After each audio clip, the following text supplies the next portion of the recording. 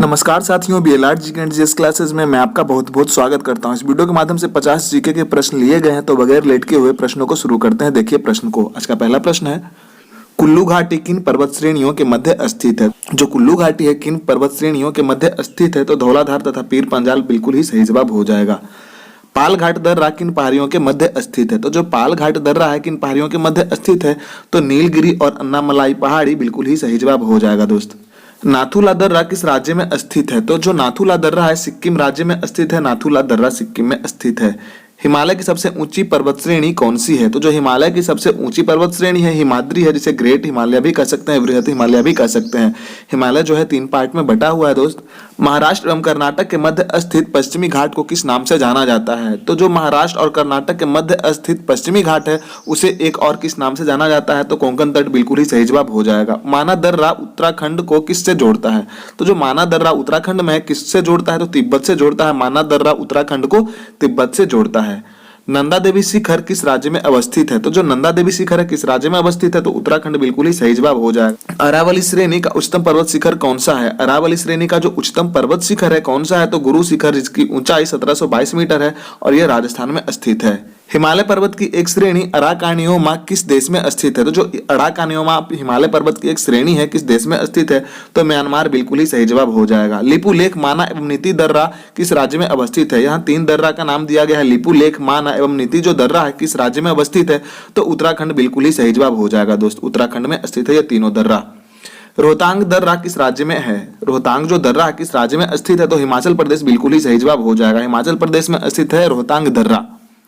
भारत का सबसे बड़ा ग्लेशियर कौन सा है? जो भारत का सबसे बड़ा हिमनद, जिसे ग्लेशियर भी कह सकते हैं, कौन सा है? तो सियाचिन ग्लेशियर जो है भारत का सबसे बड़ा ग्लेशियर है। चौड़ाबाड़ी ग्लेशियर कहाँ स्थित है? तो जो चौड़ाबाड़ी ग्लेशियर है जो दोस्त कहाँ स्थित है? तो केदारनाथ मंदिर के उत्तर दिशा में स्थित है चौड़ाबाड़ी ग्लेशियर। अरावली एवं विंध्य श्रृंखलाओं के मध्य कौन सा पठार स्थित है? तो अरावली एवं विंध्य जो पर्वत श्रृंखला है उसके मध्य में कौन सा पठार स्थित है? तो मालवा का पठार है स्थित। बिल्कुल ही सही जवाब हो जाएगा। दोस्त हमारे प्रश्न अच्छे हों तब लाइक और सब्सक्राइब अवश्य ही करें। दोस्तों के साथ में भी शेयर करें, क्योंकि दिन रात आपके लिए ही मेहनत किया जा रहा है दोस्त, तो अपना समर्थन जरूर ही दिखाएं।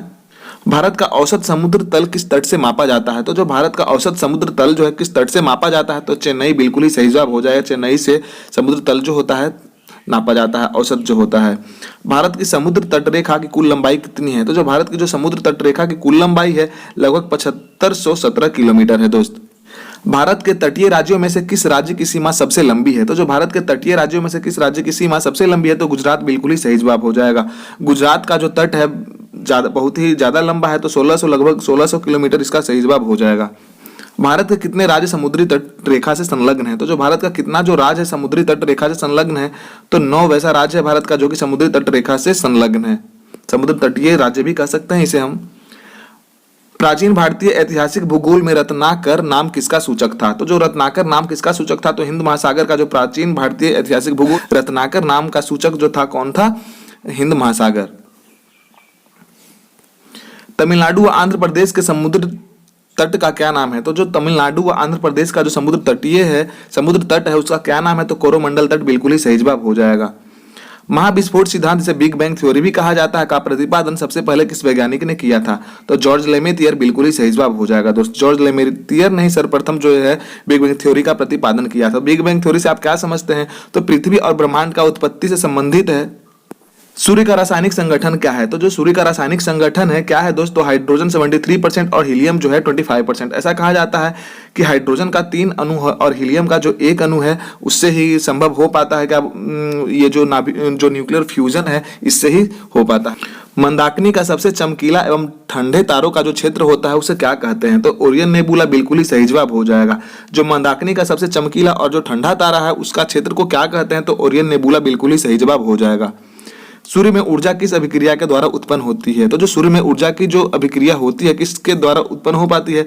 तो नाभिकीय संलयन, जिसे हम न्यूक्लियर फ्यूजन भी कह सकते हैं। ऊपर में बताया गया है। सूर्य से सबसे निकट स्थित जो तारा है जिसे प्रोक्सिमा सेंचुरी कहा जाता है की दूरी कितनी है? तो सूर्य से सबसे निकट स्थित जो कि तारा है प्रोक्सिमा सेंचुरी, उसकी दूरी सूर्य से कितनी है? तो 4.24 जो प्रकाश वर्ष है उसकी दूरी है सूर्य से। एक प्रकाश वर्ष के बराबर होता है कि प्रकाश के द्वारा एक वर्ष में तय की गई दूरी ही एक प्रकाश वर्ष कहलाती है। तो सूर्य से सबसे निकटतम जो तारा है वो प्रोक्सिमा सेंचुरी है, और जो पृथ्वी से सबसे जो नजदीकी तारा है वो सूर्य है। सूर्य भी एक प्रकार का तारा ही है। सूर्य के चारों तरफ पृथ्वी अपने ऑर्बिट में लगभग किस वेग से चक्कर लगाती है? तो जो सूर्य के जो चारों ओर पृथ्वी जो होता है सूर्य के चारों तरफ ऑर्बिट में चक्कर लगाता है कितना के स्पीड से? 29.9 किलोमीटर पर सेकेंड के स्पीड से चक्कर लगाता है। बहुत ही तेज गति है ये दोस्त। सौरमंडल का सबसे जो ठंडा ग्रह है कौन सा है? तो सौरमंडल का जो सबसे ठंडा ग्रह है वरुण है, जिसे हम नेपच्यून भी कह सकते हैं। यह सूर्य से सबसे दूर स्थित है, इसलिए यह ज्यादा ठंडा है। सूर्य की सतह का तापमान कितना है? तो सूर्य की जो सतह का तापमान है कितना है दोस्तों? लगभग 6000 डिग्री जो सेल्सियस है सूर्य की सतह का तापमान है लगभग 6000 डिग्री सेल्सियस। पृथ्वी पर दिन और रात किस कारण से होते हैं? तो पृथ्वी पर जो दिन और रात होते हैं किस कारण से संभव हो पाते हैं? तो पृथ्वी के अपने कक्ष पर घूर्णन के कारण ही पृथ्वी पर दिन और रात संभव हो पाता है। पृथ्वी किन ग्रहों के बीच स्थित है? तो जो पृथ्वी है किन ग्रहों के बीच स्थित है? तो सूर्य एवं मंगल बिल्कुल ही सही जवाब हो जाएगा दोस्त। कन्याकुमारी को किस अन्य नाम से जाना जाता है? तो कन्याकुमारी को एक अन्य किस नाम से जाना जाता है? तो केप कोमोरिन के नाम से जाना जाता है कन्याकुमारी को। अंडमान और निकोबार द्वीप समूह में सबसे अधिक ऊंचाई वाली जो चोटी है कौन सी है? तो सैडल पीक बिल्कुल ही सही जवाब हो जाएगा। सैडल पीक जो है अंडमान और निकोबार द्वीप समूह में स्थित अधिक ऊंचाई वाली चोटी है। वृहत हिमालय जिसे हम ग्रेट हिमालय भी कह सकते हैं, इसकी ऊंचाई औसत ऊंचाई कितनी है? तो 6100 जो मीटर है इसकी औसत ऊंचाई है। लघु हिमालय जो है किन श्रेणियों के मध्य स्थित है? तो हिमालय और महान हिमालय और जो शिवालिक है उसके बीच में लघु हिमालय स्थित है। अंडमान व निकोबार द्वीप समूह जो है स्थित है कहाँ स्थित है? तो बंगाल की खाड़ी में, बे ऑफ बंगाल में जो है अंडमान और निकोबार जो आइलैंड का जो ग्रुप है वह स्थित है। अंडमान निकोबार द्वीप समूह में द्वीपों की संख्या कितनी है? तो लगभग 575 द्वीप हैं अंडमान और निकोबार द्वीप समूह में।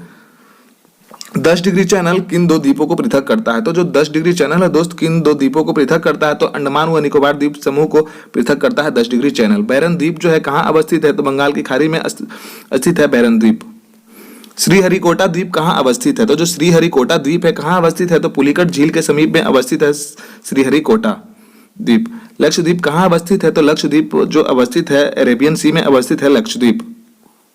ऐसे प्रकाशहीन पिंड जो सूर्य के प्रकाश से प्रकाशित होते हैं उन्हें क्या कहा जाता है? तो ग्रह कहा जाता है। ग्रह के पास अपना कोई लाइट नहीं होता है, वो प्रकाश जो प्रकाशित जो पिंड होते हैं उसी के प्रकाश को एब्जॉर्ब करके वह चमकता है। आकाश में कितने तारामंडल हैं? तो आकाश में तारामंडलों की संख्या 88 है, 88 है। सूर्य से पृथ्वी तक प्रकाश पहुंचने में कितना समय लगता है? तो सूर्य से पृथ्वी तक जो प्रकाश पहुंचता है कितना समय लगाता है पहुंचने में? तो 8 मिनट 16 सेकंड का समय लेता है। सौरमंडल में कौन सा ग्रह जो है सूर्य के सबसे निकटतम है? तो बुध ग्रह जो है सौरमंडल में सूर्य से सबसे निकटतम है और सबसे छोटा ग्रह भी है।